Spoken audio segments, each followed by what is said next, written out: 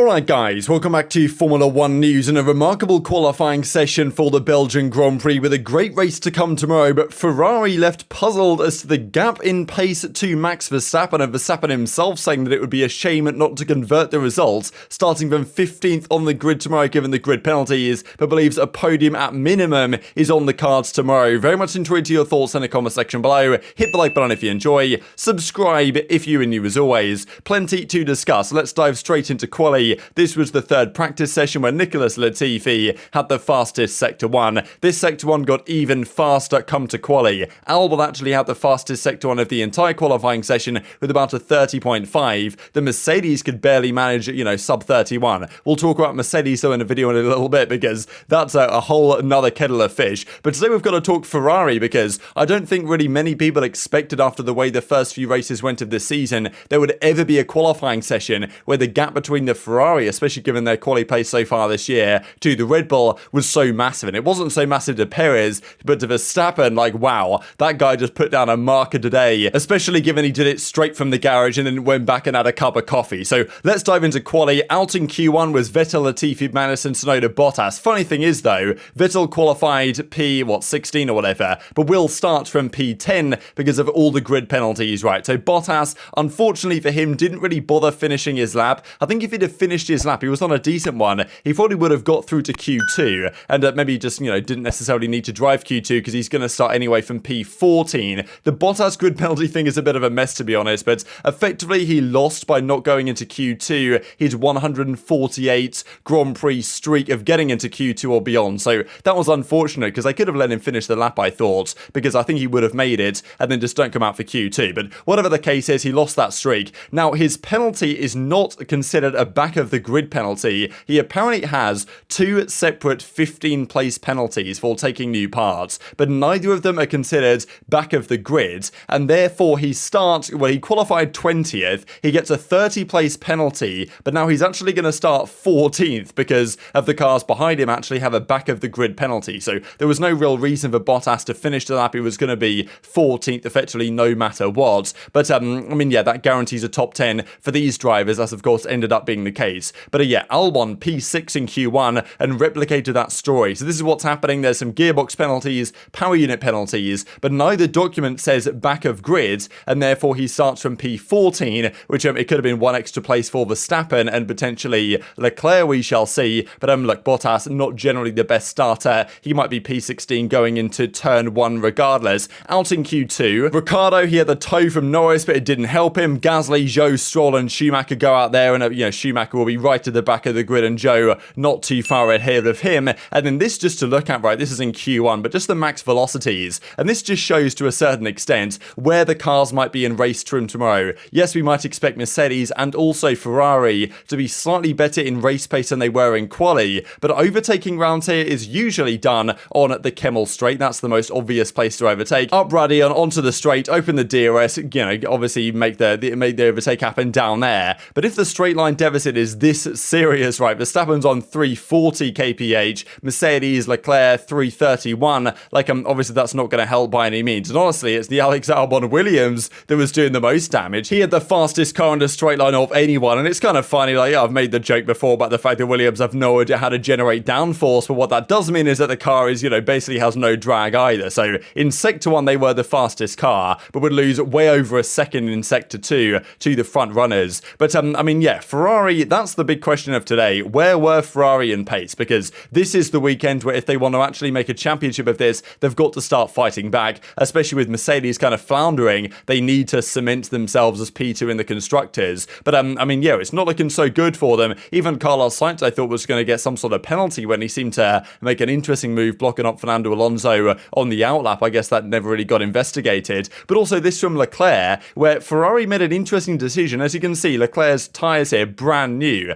Now, I thought the idea here from Leclerc was to try and give Sainz the tow, because beating Verstappen, it seemed questionable at best. He does end up coming second behind Verstappen, so he will start P16 for tomorrow's race. But I thought the idea from Ferrari might have been send Leclerc out on a set of, scrubbed soft tyres that have already been used, give Sainz the tow, then come back into the pits, put a brand new set on and go again. As it turned out, though, they put him out on the new tyres, and he was obviously here, he was talking about the fact that the car was bouncing around and there was kind of more porpoising here than we might have seen in, well, a fair few races. But then Ferrari just do another classic Ferrari and they put brand new tyres on him. It was like, hang on a second, why have I got new tyres on when I'm not going for a push lap here? So then they were like, well, I guess we should probably make you do the push lap now. So he does go for the push lap, not incredibly well prepared for it though, and ends up finding himself a fair few tenths off away from Verstappen, but it ends up being good enough to beat Norris and Ocon, right, and these other guys that weren't going to be at the back of the grid anyway. So turns out it was okay for Leclerc, but still not ideal from the Ferrari perspective at all. But the final results look like this, and this was just some serious impressive performance here for Max Verstappen. He came out and did basically one lap, went purple, purple, purple. Actually, I guess sector 1 wasn't purple because Alex Albon broke that, but you know, green, purple, purple, dropped to 143.6. No one else really anywhere near the 143s, and he goes back into the garage, does one attempt, and even Norris after the race was like, or after the quali, was talking to Max, and Max was like, yeah, I just did one lap, and that was enough. He kind of did a Vettel from a few years ago when he came out, did one lap, stuck in a pole, and went back to the garage. Like, no one could even get close to Verstappen, right? Yes, Sainz had a pretty scruffy lap, but he was 6 tenths off the pace, and Verstappen probably could have improved further, given a few more laps. Perez ends up P3, but of course with Verstappen's grid penalty for the new engine parts, he will go to the back of the grid, starting P15 for tomorrow, with Sainz being on pole and Perez being in seconds, and the Mercedes not too far behind, with actually Alonso out-qualifying both Mercedes, as did Ocon actually, but Ocon will also go to the back. So it turns out it's going to be Verstappen, Leclerc, Ocon starting from the back in P15, 16, 17 respectively. Then it's going to be Norris, I suppose, then Joe, then Schumacher. So it's honestly going to be a cracking race with all that going on. The Mercedes, as I say, we'll talk about them later today, but lots of credit deserving for Alex Albon here, putting in another, well, a couple of cracking laps here in qualifying. Doesn't end up improving really on where he would have been in the final part of qualifying. But yeah, P6 for the Williams. That's impressive stuff. This is your top 6 going into tomorrow, but the pace of Verstappen is certainly worrying the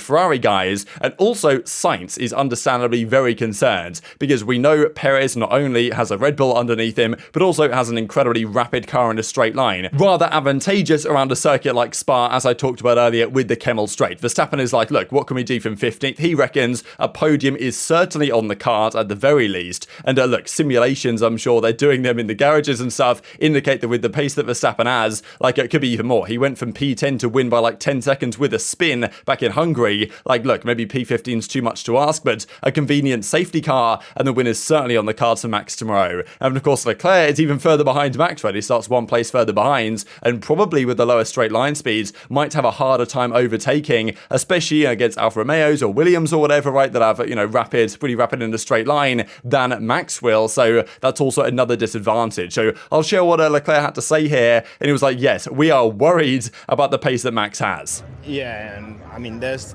some potential, obviously, because we didn't prepare qualifying as much as we normally do. But when you see the gap to Max, it's quite a bit worrying. I mean, they are extremely quick, and it's been the case since the beginning of the weekend, and we cannot explain quite why. So yeah, we need to work. We'll try our best tomorrow, but they seem to have found something this weekend. What was the situation with the tyres? We heard you on the radio saying, why am I on these tyres and continue? Was that a new set they put on and you didn't want to use them up? Or yeah, probably wasn't planned that way, but yeah, we'll discuss and see what went wrong. So could anything else have been done today, or were Red Bulls just too fast? Oh, no, they are way too fast. There's nothing we could have done. I mean, nothing that will have changed anything for our starting position tomorrow. We had to beat Max in qualifying, but today there's just not, the car is just not at their level. So is the win possible tomorrow? Do you think it's out of reach already from what you've seen? Well, I mean, in the race pace, it seems that both of our cars are much closer, or at least it was the case yesterday, but let's wait and see, because a gap like this in qualifying, it will be strange if we are as fast as them in the race. So let's see. Now, one thing, of course, he did say, which is understandable, is that it makes way more sense here for, you know, Ferrari and Charles Leclerc to focus on race pace rather than qualifying position, because, like, at the end of the day, the quali position didn't matter so much because they were going to start realistically at the back of the grid regardless. But the same thing can also be applied to Max, right? There was no reason here why, you know, Red Bull will have prioritized a quali setup over a race pace setup. They should also have done the opposite for Max. and he's stuck it on pole regardless, right? So that's the thing that's scary for Ferrari, is that, okay, they think, yeah, okay, well, fair enough, we did kind of go for a more race pace derived setup, and they believe they'll be more comfortable there. But generally, it's been kind of the other way around this year, right? Where Ferrari's been better in quali, Red Bull's been better in the races, and now they're hoping it's going to be the other way around. Based on their kind of, long run data from Friday, they believe they might be closer, but yeah, probably won't be close enough. And that is the thing. Yes, they think they've got maybe the race pace right, but it's probably not going to be enough to beat Max at the very least, which of course is what Charles Leclerc fundamentally wants to do, unless there is some sort of incident. Now, this is the other scary thing for Ferrari, is that the possibility that here in Spa, starting on pole is far from a guarantee. This is not Monaco, right? If you start on pole, especially with a very fast car behind you, there is a serious possibility that you get overhauled after the Kemmel Straight. We've seen it in the past. Here comes Sebastian Vettel. Here comes Sebastian Vettel again. And honestly, tomorrow it might be here comes Alexander Albon on the two Mercedes because of the straight line speed advantage he has potentially down that Kemmel Straight. And generally, when DRS is closed, as it is for the first couple of laps of the race, the slipstream is very powerful indeed, right? So of course, Sainz is going to be happy to be technically on pole, but Perez is like, yeah, P2 will take that because climbing Eau Rouge first is not good. We've had a very solid car all weekend. Tomorrow it's going to be important to take care of the tyres, but this is kind of the key point here, right? Knowing that, going first up Eau Rouge with the slipstream that you can get by being the second car is actually massively advantageous. So Perez could well be leading after the Kemmel Straight tomorrow's race, and it could be even beneficial, especially for Red Bull with the straight line speed advantage they have over the Ferraris to start second. So for many reasons, this is a scary day for Ferrari, and even Sainz has said here, the difference to Verstappen is surprising and not in a good way, and he also reckons that the simulation says that Verstappen can still arrive to compete, and also it will be difficult to keep Perez behind. Obviously, the slipstream is very beneficial as well. So definitely intrigued to your thoughts on all this stuff in the comment section below. But after all the talk about flexi floors and the changes that might potentially hurt Red Bull or whatever, it seems like maybe they hurt Ferrari to a certain extent, but yeah, Red Bull are even more dominant than they have been before, and Verstappen especially. Tomorrow's race is going to be a cracker with Max and Leclerc trying to fight their way through the field. Very much intrigued to your thoughts in the comment section below. Hit the like button if you enjoyed, subscribe if you are new as always, take care of yourselves, and I'll see you next time.